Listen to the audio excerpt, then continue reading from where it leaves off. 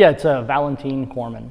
Started at K Sciences somewhere around 2007. We do kind of a high-tech R&D where we take kind of advanced concept technologies, big picture stuff. We try to for kind of broad markets, not really specific to a particular industry. And we do a tech transfer model. We invent, design, develop, prototype.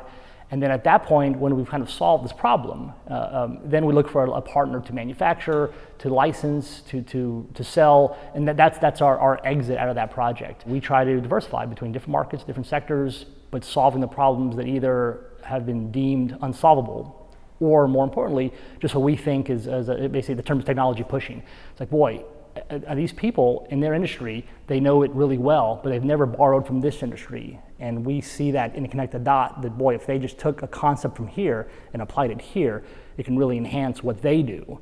So we're kind of the enablers of someone else's business model. I was working as a contractor at NASA, Marshall Space Flight Center, and I had just finished my PhD work.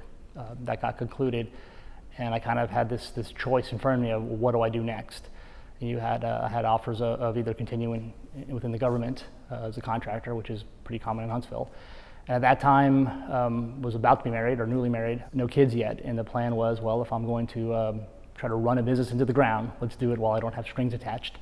I'll give it a couple years, and then I can always go back to the traditional Huntsville job role. And it's been almost 10 years. My time at NASA, I worked with a great group of people. We were in the kind of invention discovery mode. It was this whole problem of these tough propulsion environments, testing requirements, vehicle flight systems, and there's a group of people that just manage and push these slides around. But I saw there's an opportunity. Well, why don't we solve these problems? Why don't we actually do the hardware work? And so literally I went into a lab that had coatings of dust on it. That was fully equipped, just not used. Blew the dust off and started kind of working between the cracks, getting funding where we could and keeping the work. And it was great. I loved it. I've got a few patents out of that. And more importantly, people got a rotation from people at NASA for solving the problems, for actually coming up with the ideas they wanted to use. And I kind of got the bug. I took over my garage, had a little workbench, we built parts, we had the idea. We basically sat down and brainstormed what 5 things could we pursue. And then we looked at them, and it's like, well, which one is going to be kind of the lowest impact to produce? Because we're bootstrapping, right? This is all kind of self-funded.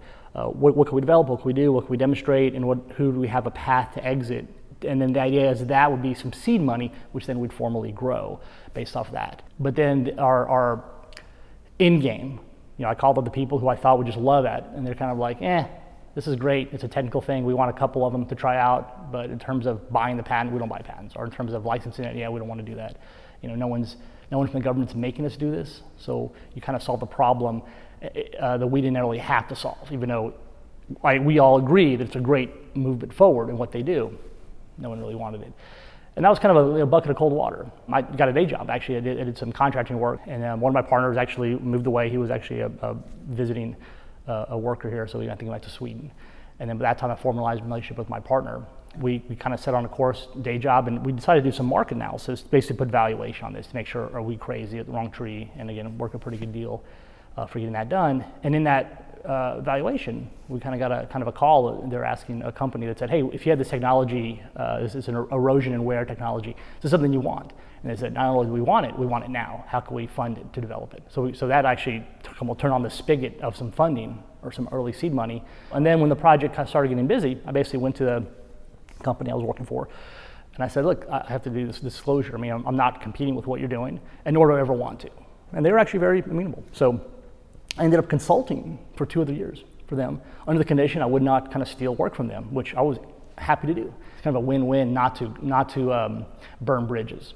So that allowed me to kind of fund my own costs, which is probably a big part of the salary. So then when that project ran its course, we had some performance, which is kind of critical. By that time, we have, all of a sudden I look around, we have an office, we have equipment, we have computers, we have basic capital investment on our books.